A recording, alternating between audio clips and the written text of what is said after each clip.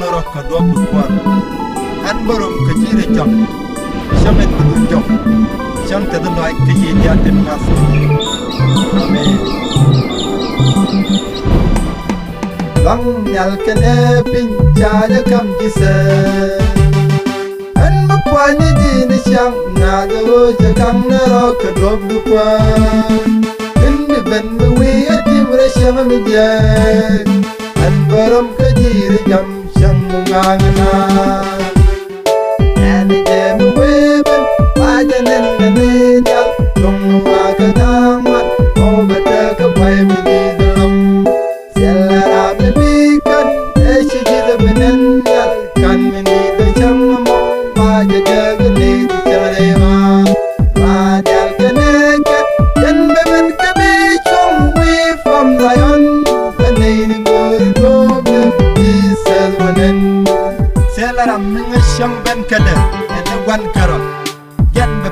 ben shan nin mawan medan mis na ko kwente ko sop ko kwen amana me shino war area uno be ben long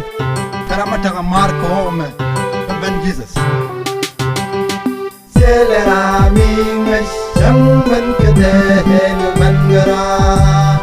gen be ben shat kanin na wen wal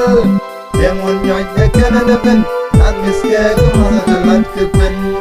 mana me jinyal ku ben de kana ko no e den yi se be be galom karam ta mar ko gane latte ani de mu we ben pa janen ne dal dong ma ka dang mat o ba ta ka pai mi ni dalam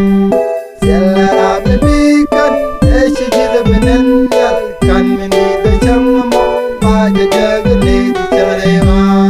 pa dal kene ka jan be men ka bi chong we from Zion ni go go Jesus wanen chiang nyal ban no shali Jerusalem jan chiang ma cha tas ka da boy ni jan asala sham kiwa jan cha balwa jag ne jal ta ga mar ka om no ba ja ne tot disen mar ka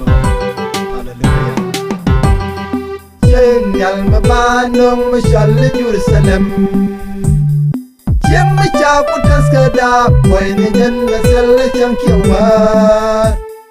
Cha belum ga jaga nei tu mar go wa me ma jaga nei tu tot disal mar go